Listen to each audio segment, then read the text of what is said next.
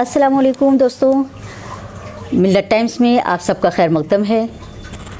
ख़ास मुलाकात के अंदर हम हर बार आपकी मुलाकात एक ख़ास शख्सियत से कराते हैं, जिनसे मिलकर और जिनके बारे में जानकर यकीनन आप लोगों को बहुत खुशी होती होगी। और ऐसी ही एक ख़ास शख्सियत को आज फिर सामने लेके आई हूँ आप लोगों से मिलवाने के लिए। उनका नाम है शैला खान। शैला खान एडवोकेट हैं, फैशन डिज़ाइनर हैं, सोशल एक्टिविस्ट हैं और नगर पालिका की चेयरपर्सन भी हैं। तो उनसे बात करते हैं। उनसे बात शुरू करने से पहले मैं एक शेर पढ़ना चाहती हूँ उनके लिए। आओ चलो चाँद का किरदार अपना लें, आओ चलो चाँद का किरदार अपना लें, दाग अपने पास रखें और रोशनी फैला दें। अस्सलाम वालेकुम। वालेकुम अस्सलाम। हाँ जी, कैसे हैं आप? अल्हम्दुलिल्लाह। शैला, आप अपने बारे में बताएंगी। जैसे हम जानते हैं कि आप रामपुर से ताल्लुक़ रखती हैं, तो आपकी एजुकेशन कहाँ से रही? रामपुर से ही रही? जी। आप बेसिकली रामपुर से ही हैं? जी, मैं रामपुर से ही हूँ बेसिकली। और मैंने वहाँ मेरी जो एजुकेशन रही तो वो वहाँ के ग्रीनवुड स्कूल है, वहाँ से स्कूलिंग किया मैंने। फिर साइंस साइड से इंटरमीडिएट किया, वो यूपी बोर्ड से रहा मेरा। और फिर उसके बाद मेरी शादी हो गई एंड मेरी जितनी भी फर्दर एजुकेशन रही वो सब शादी के बाद रही। बीए इंग्लिश से एमए, एलएलबी, पीसीएसजे का प्री भी क्वालिफाई किया मैंने, जुडिशल सर्विसेज का। और फिर उसके बाद मैंने इलेक्शन लड़ा म्युनिसिपल काउंसिलर का। वो हमने जीता। 35 साल पुराने अपने मेंबर्स के ख़िलाफ़ इलेक्शन लड़ा और पहली बार में अल्हम्दुलिल्लाह हमने जीत लिया। और वो इलेक्शन हमने शायद तकरीबन 10-12 साल पहले लड़ा था।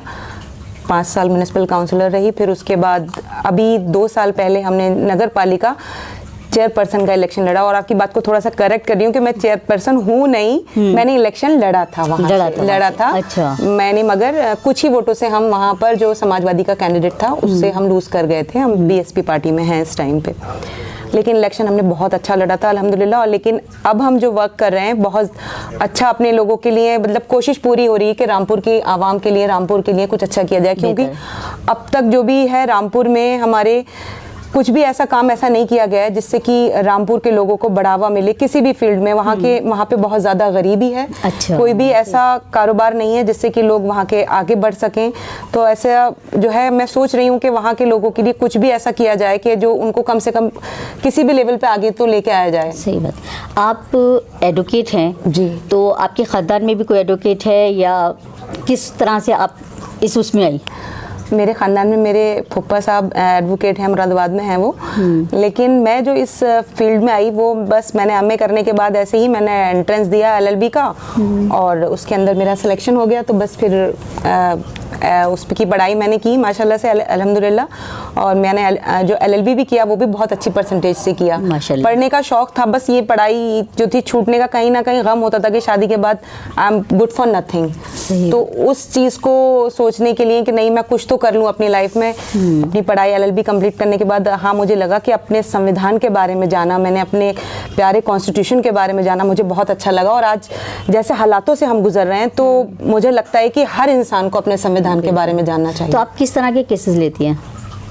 मैं सिविल के और क्रिमिनल केसेस दोनों ही हैंडल करती हूँ, लेकिन क्रिमिनल्स के ज़्यादा मेरे पास रहते हैं। लेकिन अभी क्योंकि मैं थोड़ा सा इन्वॉल्व अपने पॉलिटिक्स में ज़्यादा हूँ तो इसलिए थोड़ा सा ज़्यादा ध्यान इस चीज़ के ऊपर नहीं रह पाता है मेरा। इधर समाज सेवा में ज़्यादा आजकल लगी हुई हूँ मैं। अच्छा, तो शैला आप फैशन डिज़ाइनर भी हैं, आप एडवोकेट भी हैं, सोशल एक्टिविस्ट भी हैं, तो इन सब चीज़ों को आप मैनेज कैसे करती हैं? देखिए, I am going to tell you one thing कि फैशन इज़ माई पैशन। मतलब फैशन जो था मेरा बचपन से पैशन रहा। मुझे मतलब भीड़ से अलग कपड़े पहनने की, अलग दिखने की हमेशा से चाहत रही। लेकिन पढ़ाई लिखाई का भी बहुत ज़्यादा शौक़ था मुझे। मैं चाहती थी कि कोई भी ये ना कहे कि ये लड़की फ़ैशन करती है लेकिन पढ़ने लिखने में आगे नहीं है। तो इसीलिए फिर अब जब मैं अच्छे कपड़े पहन के जाती थी, मैं खुद डिज़ाइन करती थी। 13-14 साल की उम्र में मैंने अपने कपड़े खुद डिज़ाइन करना शुरू कर दिए थे। तो फिर उसके बाद लोगों ने एडमायर किया मेरे ड्रेसेस को और आज अल्हम्दुलिल्लाह मैं फ़ैशन डिज़ाइनिंग के ड्रेसेस बनाती हूँ। पूरी दुनिया भर में मेरे ड्रेसेस जाते हैं, New Zealand, Muscat, Saudi Arabia, Los Angeles, New York, सब जगह मेरे बनाए हुए ड्रेसेस जाते हैं। हम रामपुर से हैं तो बेसिकली ट्रेडिशनल जो टच है हमारे रामपुर का, एक खुशबू जो है ट्रेडिशनल टच, जैसे कि वहाँ पर गरारे शरारे, सबसे ज्यादा गरारे वहाँ के बहुत मशहूर हैं। जी जी, गरारे मशहूर हैं। तो मेरे खास तौर पे मैं इस तरीके के गरारे और शरारे, फर्शी गरारे, और जो एक खास काम जो रामपुर में होता है वो पूरी दुनिया में कहीं नहीं होता है। बिल्कुल सही बात उस चीज को मैं आगे बढ़ा रही हूँ, वो है आपका पटापटी का काम। यस, हाँ, वो वहीं पर ही होता है। पटापटी, चटापटी, जरदोजी। चटापटी कहते थे, ये चीज क्या है? वर्ड दो आप कह रही हैं पटापटी। I am going to explain you. चटापटी छोटे छोटे पीसेस को काट के, ट्रायंगुलर रेक्टेंगुलर पीसेस को काट के वो चटापटी होता है, और एक पट्टियां पट्टियां काट के जो बनाते हैं वो पटापटी होता है। ओके, तो दो तरह के हो गए, क्योंकि अभी तो हमने जो ज्यादातर सुना था वो चटापटी ही सुना था, फिर मैंने एक मर्तबा सुना आपसे ही शायद से पटापटी, तो मेरे समझ में नहीं आया। मैंने कहा चलिए इत्तेफाक है आज आपसे मुलाकात। चटापटी और पटापटी दोनों में डिफरेंस है। तो मैं अल्हम्दुलिल्लाह हमारे बनाए हुए जो गरारे हैं वो पूरी दुनिया भर में पसंद किए जा रहे हैं। तो उस पे हम जरदोजी का, दबके का, हर चीज़ का काम उस पे कराते हैं। हमारे पास अल्हम्दुलिल्लाह कारीगर हैं और हम वो सब चीज़ का काम करवा के अपने काम को अल्हम्दुलिल्लाह आगे बढ़ाते हैं। तो फिर देखिए एक अर्निंग होना चाहिए एक काम से। तो फिर मुझे इस चीज़ में लगा एज एन एडवोकेट, इस चीज़ में मुझे ज़्यादा प्रमोशन मिल रही है। लेडीज़ जो हैं इस चीज़ को ज़्यादा पसंद कर रही हैं दुनिया भर की, मेरे डिज़ाइंस को, और मेरे सारे गरारे शरारे गाउन सब चीज़ का ही मेरा अल्हम्दुलिल्लाह सब काम है इसका। तो इसलिए थोड़ा सा एज एन एडवोकेट थोड़ा सेकेंडरी हो गया है। लेकिन अब इस चीज़ को भी मैं आगे लेके चल रही हूँ, क्योंकि जैसे सिचुएशन है, जैसे हालात हैं, तो क्योंकि वो मैंने पढ़ाई की है और मुझे उस चीज़ को भी देखना है। अगर किसी को ज़रूरत है और मेरे शहर के अंदर लोगों को ज़रूरत पड़ रही है, एज ए लॉयर्स की ज़रूरत पड़ रही है जो फ्री उनको कंसल्ट कर सके, उनको हैंडल कर सके। अभी हमारे रामपुर शहर में जो प्रोटेस्ट हुआ था, 21 दिसंबर को प्रोटेस्ट हुआ था, उसमें बहुत सारे बेगुनाहों को जो है पुलिस ने अरेस्ट कर लिया था और उनके ऊपर 302, 307 और 395 के ऐसी संगीन धाराएं लगा दी गई थी, जिससे कि उनकी जमानतें, ये भी बहुत मुश्किल था कि 1-1.5 साल से भी नहीं हो पाए।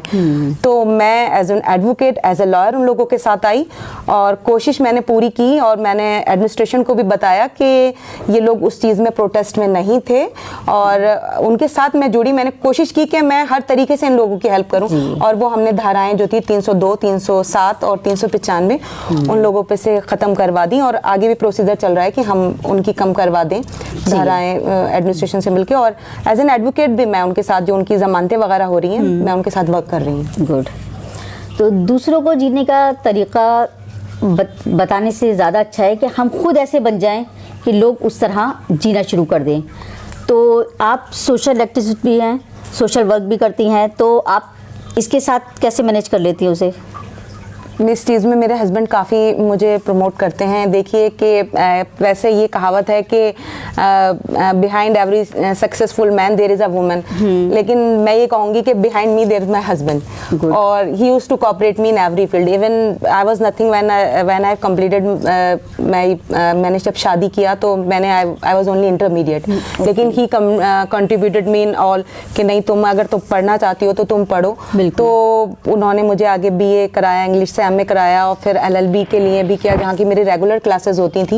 इवन PCSJ का और जितने भी जुडिशियल एग्जाम्स के होते थे उसके लिए मैं पढ़ाई करती थी, और घर का काम काफ़ी सेकेंडरी हो जाता था। लेकिन उन्होंने इस चीज़ के लिए मुझे कोऑपरेट किया, और मेरी पूरी फैमिली ने भी कोऑपरेट किया। तो मैं ये कहूँगी कि एज ए सोशल एक्टिविस्ट सारा काम वो भी हैंडल करते हैं, जिसमें कि लोगों के बहुत सारे, हमारे रामपुर शहर में ऐसे बहुत सारे काम हैं, जैसे कि लोगों के राशन कार्ड नहीं है, और जब हम पहले बहुजन समाज पार्टी से हम जब काउंसलर बने थे तो बहुत सारे लोगों को महामाया पेंशन्स करवाई, काशीराम योजना के घर दिलवाए। तो ये मेरे लिए काफ़ी मुश्किल था कि मैं अकेले कर पाती। तो इस चीज़ के लिए उन्होंने रात भर बैठ के, वो क्योंकि जो हमारे यहाँ के लोग हैं माशरे के, वो काफ़ी, उनको लिखना पढ़ना तक नहीं आता, तो उनके रात भर बैठ के फॉर्म भरते थे, वो बैठ के फिर लोगों के खाते खुलवाते थे। तो काफ़ी हार्ड वर्क किया है उन्होंने। लेकिन यह है कि इसका सारा क्रेडिट मुझे मिल जाता है कि काउंसलर मैथी शाला खान ने करवाया काम, लेकिन ये सारा काम शाहिद खान देखते थे। जाहिर सी बात है, ये तो है ही। तो आज आप जिस मुकाम पे हैं, तो कैसा लगता है आपको देख के कि लोग आपको इतना जानते हैं, इतनी इज्जत करते हैं? मानते हैं इस माशाल्लाह बारे से में? मुझे बहुत अच्छा लगता है। ऐसा लगता है कि जब मैं जो मजलूम है और परेशान है और उनकी आँख, जब मैं कहीं जाती हूँ तो उनकी आंखों में थोड़ी सी ऐसी वो आ जाती है चमक कि शैला शायद मेरी प्रॉब्लम्स को दूर कर देगी, लेकिन प्रॉब्लम्स को दूर करने वाला तो अल्लाह ही होता है। लेकिन हाँ, अपनी सी कोशिश पूरी करती हूँ और उस चीज़ के लिए अल्लाह ताला का बहुत ज़्यादा शुक्र अदा करती हूँ कि अल्लाह ताला तूने इस लायक बनाया कि इन लोगों की कहीं ना कहीं मैं मुश्किलों को आसान करने में, इनकी मदद करने में मैं लग गई हूँ और तूने इस लायक मुझे बनाया है। तो आप इस कदर बिजी रहती हैं, घर भी देखना और बाहर भी देखना, कैसे मैनेज कर लेती है सब चीज़ें? देखिए, अब जब एक वुमेन जो है ना वो बहुत कुछ कर सकती है और औरत के अंदर हाँ अल्लाह ताला ने एक डिफरेंट ताकत दी है उसे कि उसको सबसे अलग बनाया है।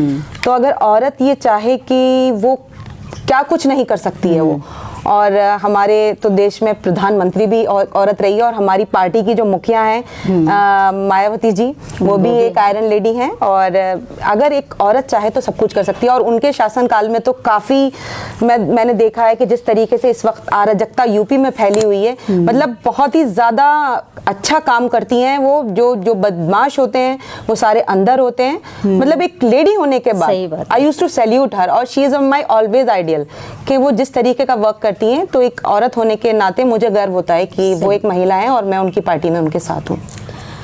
ज़िंदगी तब बेहतर होती है जब आप खुश होते हैं, लेकिन ज़िंदगी तब बेहतरीन होती है जब आपकी वजह से कोई खुश होता है। तो कोई आपका कोई ऐसा एक्सपीरियंस रहा हो कोई इस तरह का, तो ज़रा हमसे शेयर करें जो आप बताना चाहती हो कि कभी ऐसा मौका आया तो मैं सबको बताऊंगी, तो वो चीज़ आप हमसे शेयर करना चाहें तो ज़रूर करें। देखिए, मौका भी है। हाँ, बहुत सारी बातें तो इंसान जैसे जैसे आगे बढ़ता जाता है वो भूलता जाता है। और पहले जब हम ये तो काफ़ी पहले की बात होगी, 10-12 साल पहले जब हम म्युनिसिपल काउंसलर बने थे तो शुरू में इस काम में आगे आए थे, तो बहुत सारे लोगों के सरों पे घर नहीं थे। तो हमने उनको काशीराम योजना के जब घर दिलवाए तो उनके सर पे जब आशियाने आए तो उन्होंने हमें रो रो के दुआएं दी। सही बात कि आपने हमें, करने वाला अल्लाह था लेकिन रास्ते बनाए। तो उस चीज़ को मुझे कहीं ना कहीं ऐसा लगा कि अल्लाह ताला ने हमसे एक बहुत अच्छा काम करवाया। लेकिन उसके बाद अभी जो ये आपके हमारे हिंदुस्तान के अंदर जो ये सब कुछ चल रहा है, CA, NRC और सब कुछ जो चल रहा है, तो इसमें जो लोगों को बेगुनाह जो फंसे हैं और उनके ऊपर से जब बेगुनाह फंसने के बाद उनके जब नाम हटे, और जो मैंने रामपुर में अकेले कोशिश की है मिलके, मुझे लगता था कि शायद कोई नहीं आ रहा इनके साथ में, और मैं उन लोगों के साथ कोशिश कर रही हूँ। और जो इन लोगों के ऊपर इतनी संगीन धाराएं हटाने में कहीं ना कहीं मेरा काफ़ी कंट्रीब्यूशन रहा अल्लाह की मदद से। तो उन लोगों की जो आंखों में जो आंसू आए हैं, उन लोगों ने जो खुशी होकर मुझे दुआएं दी हैं, तो मुझे ऐसा लगता है कि वो मेरे लिए एक सबसे बड़ी बात रही है। तो आज की जनरेशन के लिए आप कोई मैसेज देना चाहेंगी कि आजकल आप देख रही हैं ना, जनरेशन के अंदर कहना चाहिए कॉन्फिडेंस नहीं है।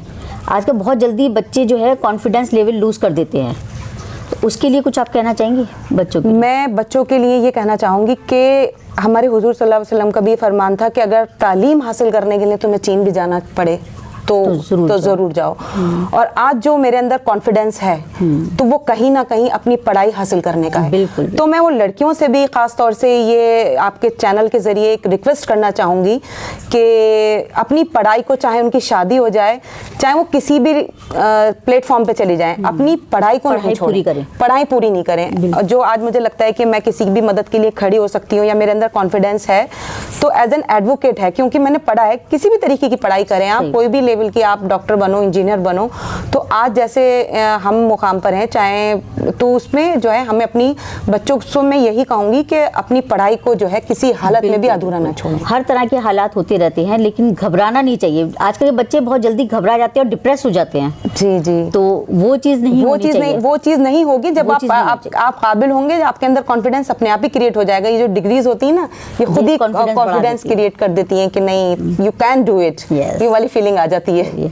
तो आपसे बात करके हमें बहुत अच्छा लगा। इंशाल्लाह ताला फिर मुलाकात करेंगे। तो ये थी शैला खान। दोस्तों, अगली बार हम फिर मिलेंगे एक नए गेस्ट के साथ। तब तक के लिए खुदा हाफिज़। मैं रेहान अली, मिल्लत टाइम से। अस्सलाम वालेकुम।